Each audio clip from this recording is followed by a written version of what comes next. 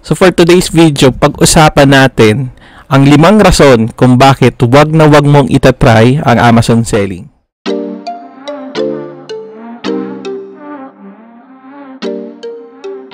Number 1 reason is no time. So kadalasan kasi sa atin walang oras magbenta sa Amazon, walang oras i-manage ang kanilang Amazon selling account. So if ito yung reason mo kung bakit hindi ka nakakapagbenta sa Amazon, well, I highly suggest na wag mo na lang i-try yung Amazon selling. Okay, so Amazon kasi it will take a lot of time and it will take a lot of energy and effort para po magkaroon kayo ng benta. At hindi lang yon, syempre, dapat kapag nag-Amazon selling ka ay marami kang oras sa pagbabalot, sa pagpa-product listing, at sa marami pang bagay.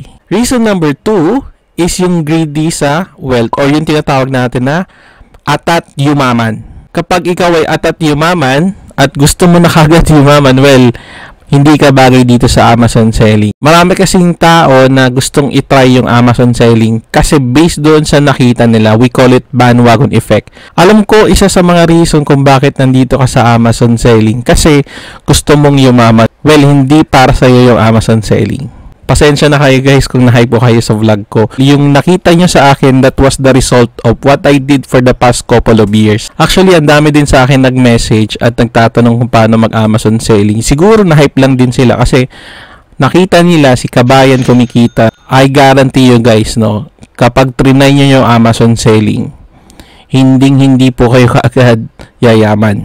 So kung ikaw ay atat na atat yumaman dito sa Amazon, kahit anong businessman ang pasukin natin, well, hindi ka naman kaagad dyan yayaman. Meron nga tayong kasabihan na there's no overnight success. Number 3, kung ikaw papasok sa Amazon selling guys, make sure na kargado ka ng knowledge. Kasi maraming pumapasok at tinatry yung Amazon selling, pero wala naman silang alam. So ang ending, hindi na sila tumutuloy kasi na-stop na yung process ng pag-Amazon selling nila. So make sure guys, kung papasok kayo sa Amazon selling, kargahan nyo yung utak nyo ng maraming knowledge ng Amazon selling. Hindi ka naman pupunta sa gera na wala kang baril, di ba?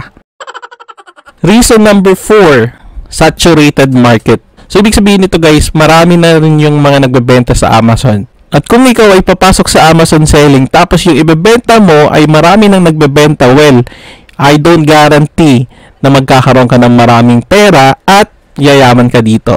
Reason number 5, dependence on Amazon. Guys, itong Amazon selling ko, this is only my passive income. I repeat guys, hindi po to yung mainstream income ko dito sa abroad.